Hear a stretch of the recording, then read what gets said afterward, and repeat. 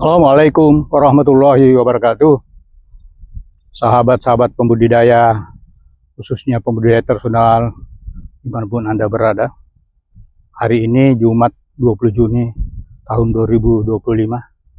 Saya berada di kawasan pertambakan tradisional di Desa Wirintasi, Kecamatan Supa, Kabupaten Pindrang, Provinsi Sulawesi Selatan. Saudara-saudara yang saya hormati, apa yang kita lihat sama-sama di sini, ini adalah salah satu metode yang selama ini masih banyak digunakan untuk menggelondongkan benur. Ya, jadi ini yang petak dalam petakan, pound in pound. Ya, metode ini sebenarnya ini sudah lama digunakan. Ya, tentu ada plus minusnya.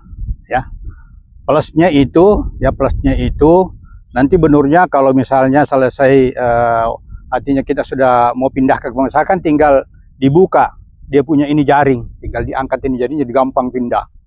Ya, jadi ini memudahkan. Hanya memang kelemahannya ini, kalau kita pakai metode begini adalah susah kita memprediksi berapa benur yang hidup dalam petak penggelondongan ini. Ya, saudara-saudara yang saya hormati, saya ingin berbicara dulu sedikit menyangkut konstruksi daripada petak penggelondongan ini. Ya, seperti kita lihat ya, jaring ini dipasang sekitar 5 meter dari pinggir pematang. Ya, ini tidak boleh terlalu lebar ke sana. Kenapa? Yang kita inginkan adalah pada saat nanti pemberian pakan, ya, kemampuan melempar kita pakan itu dalam bentuk cair kan bisa terjangkau sampai di situ. Ya, sehingga diharapkan semua benur yang ada dalam petak ini itu bisa dapat pakan. Ya, kalau misalnya terlalu jauh ke sana, nanti arah ke sana jangan sampai tidak dapat pakan. Nah, nanti kalau kita misalnya turun ke bawah, nah itu nanti menyebabkan airnya keruh sehingga bisa berdampak negatif terhadap udang yang kita gelondongkan. Saudara-saudara yang saya hormati. Nah, seperti yang Anda lihat ini, ya, ini adalah tali pengusir burung. Ya, tali ini kalau terkena angin begini biasanya bunyi-bunyi, sehingga itu biasanya burung dapat. Yang kedua, yang paling prinsip adalah ini kalau kena cahaya berpendar ini sehingga biasanya burung itu tidak mendekat. Ini penting dilakukan mengingat bahwa ada waktu-waktu tertentu biasanya benur terapung, dan itu kalau dilihat burung, itu bisa dimangsa. Kadang-kadang juga di malam hari ada juga burung. Ya, sehingga ini salah satu upaya sederhana yang bisa kita lakukan untuk mengusir burung. Yang kedua, di atas permukaan daripada jaring ini, petak ini kita pasang jaring berwarna hitam. Ini memanjang dari ini ke sana ya. Apa fungsinya ini? Mengingat bahwa benur pada saat awal itu, terutama misalnya awal tebar itu, dia terganggu kalau intensitas sinar matahari yang masuk ke dalam air itu cukup tinggi. Makanya kita pasang di situ, ya paling tidak ada di situ semacam shelter, naungan, sehingga kalau misalnya cahaya matahari bersinar terik, benurnya bisa tinggal di situ. Ya, itu ya. Saudara-saudara yang saya hormati, berapa banyak yang bisa digelondongkan di sini? Ya, sesuai dengan pengalaman saya selama ini, kalau kita mau menggelondongkan sekitar 10 hari, bisa kita pakai 500 ekor per kubik air. Jadi kubifikasi di sini kita hitung ya, panjang kali lebar, kemudian ketinggian air. Kita berharap ketinggian air dalam petak ini tidak kurang dari 75 cm. Ya, yang bagus itu sekitar 75 sampai 90 ya. Karena kalau dangkal itu nanti suhunya agak tinggi dan itu akan mengganggu aktivitas makan daripada udang yang kita gelondongkan.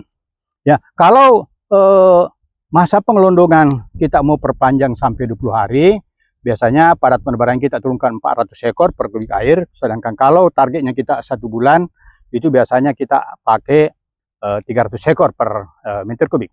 Saudara-saudara yang saya hormati, ya, di dalam petak pengelondongan ini, selama masa pengelondongan itu, benur ini nanti seperti yang bapak-bapak ibu lihat ini, sementara kami adaptasikan suhu air dalam kantong benur itu dengan suhu air tambak ya. Jadi kita apungkan seperti itu. Nanti cirinya kalau sudah sama suhu di dalam kantong dengan di luar itu, kantong-kantong nanti itu akan seperti berkabut ya anunya, plastiknya. Jadi dia agak itu ya. Saudara-saudara yang hormati, selama dalam pengelondongan ini benur ini harus dikasih pakan. Harus dikasih pakan. Ada satu hal yang penting kita tahu bersama, bahwa seringkali orang mengelondongkan itu memberikan pakan apa adanya. Itu tidak bisa. Mengingat bahwa tadi malam benur ini di hatchery masih makan enak, ya, makan makanan yang bergizi tinggi, ya.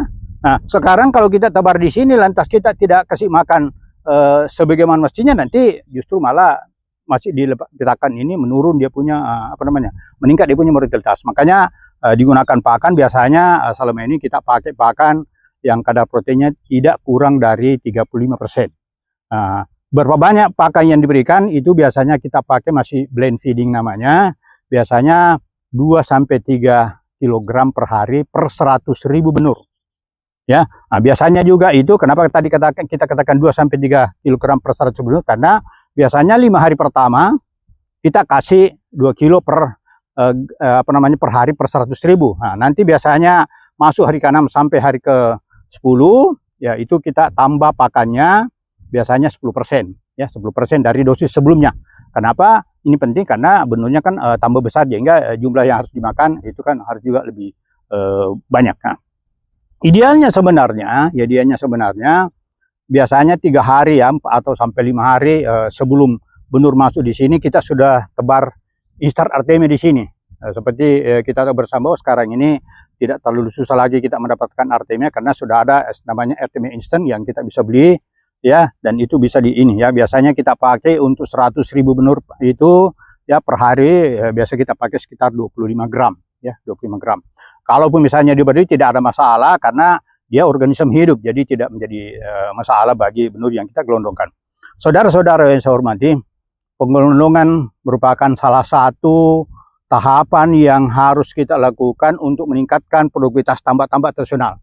Mengingat bahwa kondisi lingkungan di tambak-tambak tradisional itu kan sangat ini fluktuatif, sehingga benur selama dalam masa pengelondongan betul-betul kita usahakan beradaptasi dengan kondisi tambak itu ya. Contoh pakan, kadangkala orang tidak memberikan pakan di sini karena bilang banyak pakan alaminya.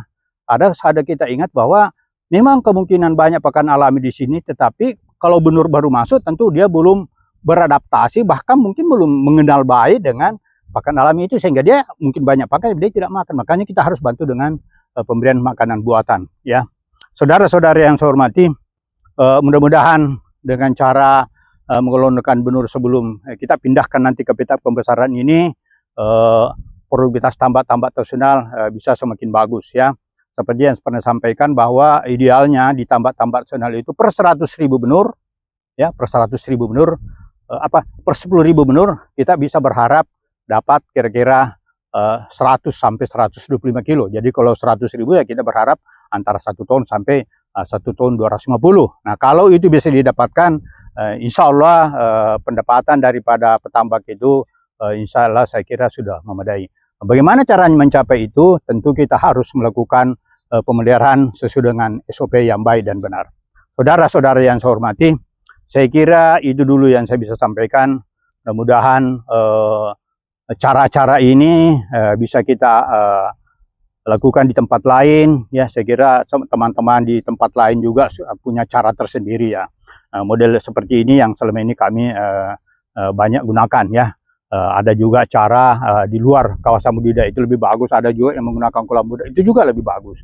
Tetapi cara ini seperti ini tentu mesti banyak yang pakai. Karena apa? Ada di antara saudara-saudara kita hanya satu dia punya petakan, mungkin luas tapi hanya satu. Jadi untuk membuat misalnya gelondongan tersendiri tidak bisa ya. Saya kira ini yang saya bisa sampaikan.